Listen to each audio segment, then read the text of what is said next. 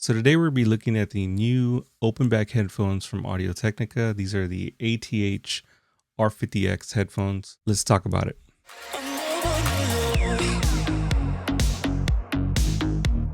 Hey guys, what's going on? I'm Beatwalker and welcome back to another video. So today we're talking about these guys, which is the new ATH-R50x open back headphones from Audio-Technica. These are like the sister or brother of the ATH-M50x. So replace the M with R and you get the M50x, which is probably their most popular set of headphones. The question is, can these replicate the sound quality that comes from the M50x, which is a really popular standard that was set back in 2007 when those originally came out.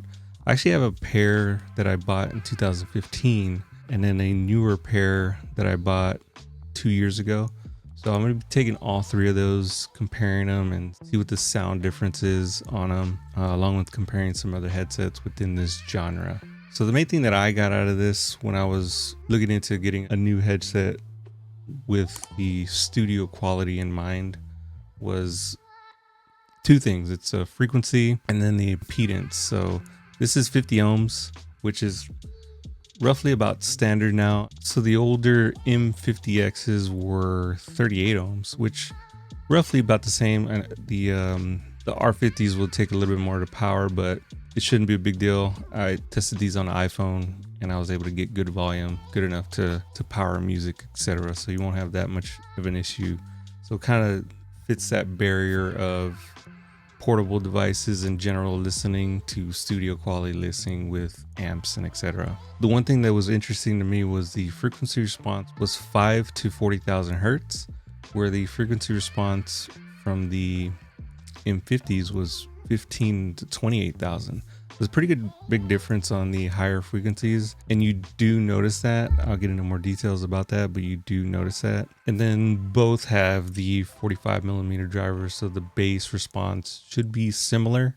And of course you have that open back versus the closed back. So let's get into some of the testing I did, and then and I'll give you an overall opinion on what I think these are good for, or who these are good for. All right, so in the box you're gonna get the headset with so you get two cables. One's a 3-meter signature Audio-Technica plug to 3.5mm, and then one's the same except it's just 1.2 meters, so it's a little bit shorter if you just want to have something here on your desk. The other one could be if you're DJing or if you have a audio mixer that's a little bit further away. And then of course you get the handy dandy Audio-Technica pouch.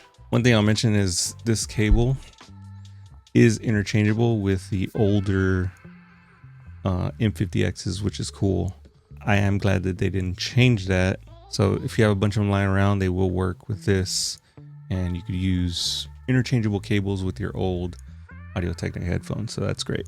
All right, so getting into it, these come in at $159. So on their website, they are sold out now, but you can still get them on Amazon and some other places, but they probably will be stocking these pretty frequently.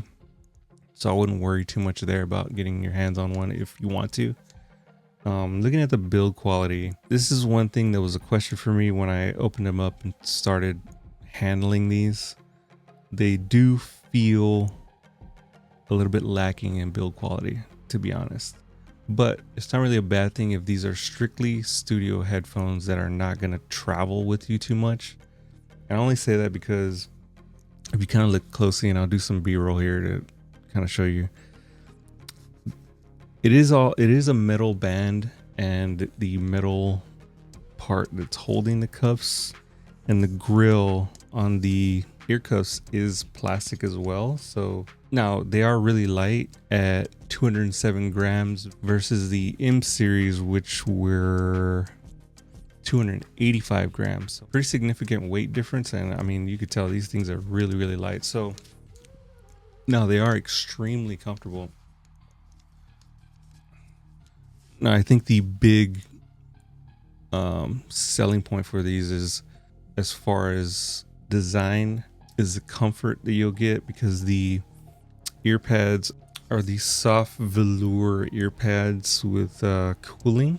So they have cooling built into them, and I have worn these for quite a while and testing them for the past few days, and I mean, extremely comfortable. So no question that these are way more comfortable than the older M50. I think that's the biggest problem I had with these is over time, first of all, the ear pads weren't really comfortable to me, even though they fit a little better, if that makes sense. And that just has to do with every headphone nowadays having this like circled ear cuff, and I don't know why companies are doing that. I have AKGs, so the AKGs do that as well. They have this circled. Our ears are not circled, and I'm gonna give you an example of the perfect ear cuff, in my opinion, which is basically the oval shape. Regardless, unless you have really big ears, like mine are pretty normal, then you'll be fine. They do fit over your ears pretty well. They're not touching, so they do have plenty of room there. But again, so build quality, I'm probably gonna go with like 6 out of 10 because I think this could have been done better. The headband here and just the durability of it doesn't seem the best to me. They do have a metal frame, which seems pretty sturdy. The ear cuffs are really nice. So I guess really all that matters is the sound quality, right? So let's get into that. I did 3 things in testing these. So I'll kind of break down each section. The first one's going to be gaming. Yes, I did some gaming because I know people would be interested in seeing what the sounds would be like with games like Call of Duty or just general gameplay for other games. And the headsets I compared it to were like the Turtle Beach Stealth 700 series. And again, the big thing with open back headphones obviously is going to be there's a sound difference, right? So when you're playing games like Call of Duty and stuff like that, where it's just loud sounds and heavy bass sounds, you're going to get a lot of that with the Turtle Beach headsets because gaming headsets are typically really bass heavy. Now, not to say these don't have as much bass, but they just don't. Like, they don't. Now, what it makes up for is the clarity. So there is a lot of clarity from the mids and high frequencies on these, but the bass is still going to be there, but you're not going to pick up those footsteps and you're not going to pick up a lot of the bass heavy stuff. And it could be a good and a bad thing, but I know generally if you're doing like competitive gaming, you do want to hear footsteps and have some bass heavy. Now you can adjust it in your settings or whatever the case, but I did try some different settings and I don't think there's anything really that could boost the bass enough to compete with Turtle Beach headsets. But general gameplay, I mean, again, very comfortable to wear, plugged right into my Xbox controller, and I got great sound. The only problem is you're not going to have the sound volume to be able to adjust, so you kind of just got to figure that out with your game. I know PlayStation has a little bit easier where you can adjust the game volume. Overall, I think for gaming, if you're generally gaming or you're just casual, maybe streaming, you don't have a lot of stuff in the background, you'll be fine. But if you're competitive and you have people on the outside and etc., you're going to hear just too much to make it worth your while. So I don't think for competitive gaming these would work, but if you're just general sitting at home, sitting on a couch or sitting at home or streaming, then these would work and will give you good clear audio for all your games. And a takeaway from this headset is, see this ear cuff here?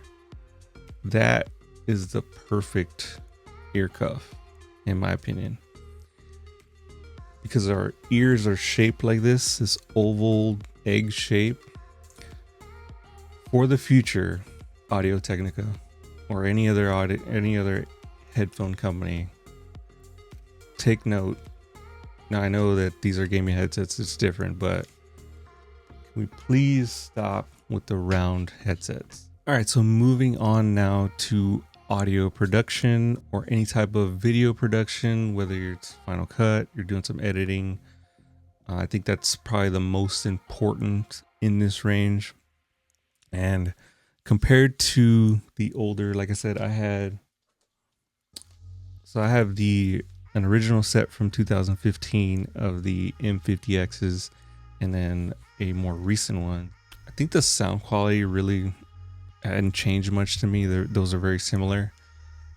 But these, so what I'll say, the M50Xs were really good at that solid mid-range to a little bit low-end bass, but it did suffer, in my opinion, from the higher frequency levels.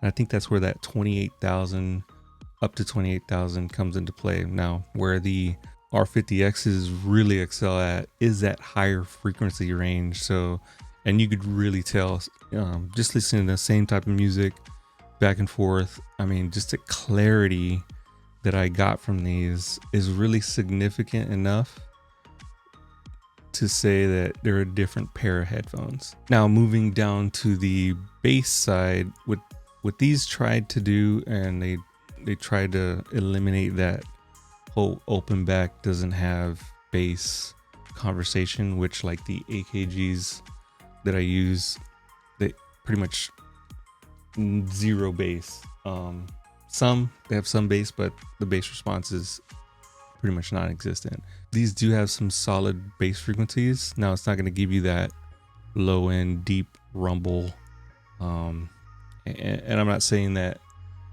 these have that either, but they do have a better bass frequency sound than these do. I think it's mainly because the open back kind of the sound travels, so it doesn't reverberate back to you. So with the sound traveling, you feel like it's lacking in bass, but it's really not. I feel like the bass is actually the same, but since the closed back headphones give you better feedback, it sounds like the bass is a lot more significant, but it's actually not. I think the bass is pretty level with the MX50s, but the difference to me is that mid and high frequency range. I mean, just the clarity. I'd say that the range from the M50X to the R50X is about 30% better. Like you get about 30% better range, and that could go a long way for audio production, for video production, and you pretty much just hear everything. So I think when it comes to using it for audio production, it's one of those things as well. If you're, home studio here, home studio in my AI generated studio back here, there's not a lot of distractions. Like let's say you have air conditioning, they're great. And again, they're open back headphones, so you got to keep reminding yourself that if I'm buying open back headphones, you have to be in a quiet environment, otherwise they're just not going to be beneficial to you.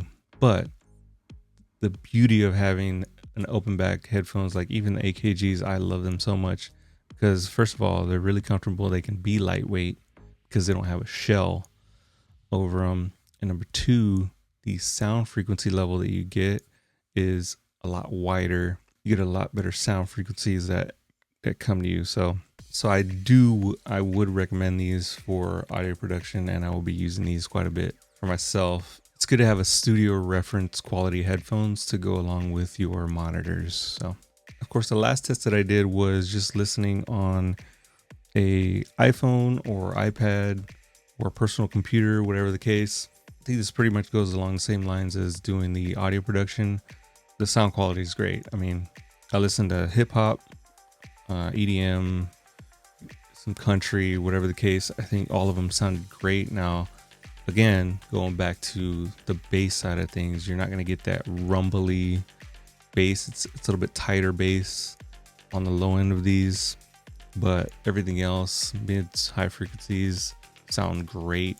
Use YouTube Music, Spotify, everything just sounded on par with what you'd want to hear.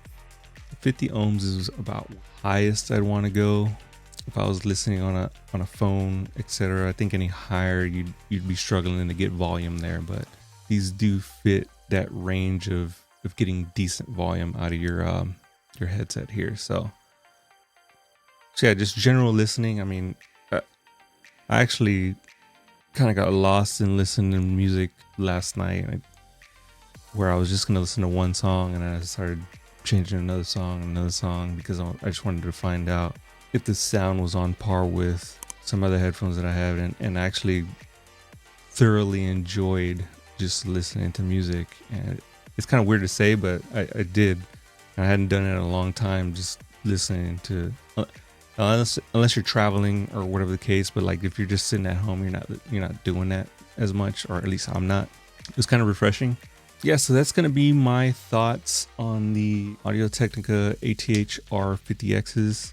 So would I recommend these headphones? Yes, if you don't currently own a quality open back set of headphones that will give you similar frequency response. I think the price point maybe a tad high, but it's not terrible. And I only say that because of the build quality, in my opinion. I think the build quality kind of brings that price level down now. Now they do have the R50x headphones releasing, it says spring 2025, so I'm not sure when that is, but it will have a similar frequency response to the older M50Xs and then a smaller driver. So I'll leave that up to you if that's something that you want to look at. And those are $99, by the way, where these are $159. So is it a replacement for the M50Xs? Yeah, I think it could be, if the open back style is something you're looking for, and then looking for something different.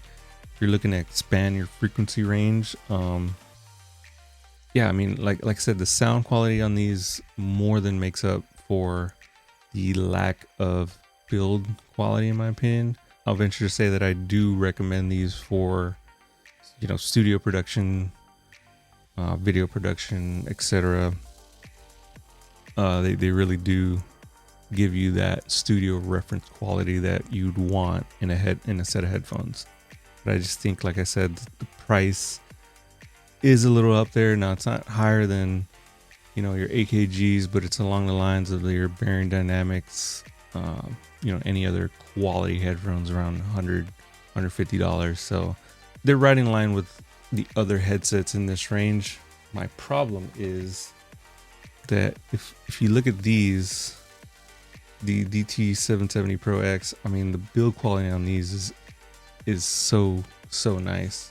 And then you look at the AKG K702s. Again, now these are plastic and they are way more expensive, but they just feel really well made. So if I were being nitpicky, it's that, just the build quality. But overall, great headphones. Audio-Technica did a really good job with these, so I will be using these in the future. So yeah, hopefully this helps you out. Hopefully it answers some questions whether you'd want to buy these or not. Again, I think they're sold out now on the website, probably more coming, but if you have any questions, please feel free to ask. I'll try to explain it as best as I can. And hey, this is like my first headphone review, coming from DJing for so many years and using multiple headsets for audio production, whatever the case. I feel like I could give you some perspective on sound quality and what's good and what's not, but take that for what you will. But again, be sure to like, subscribe for more videos in the future, and I will see you guys in the next one. Later.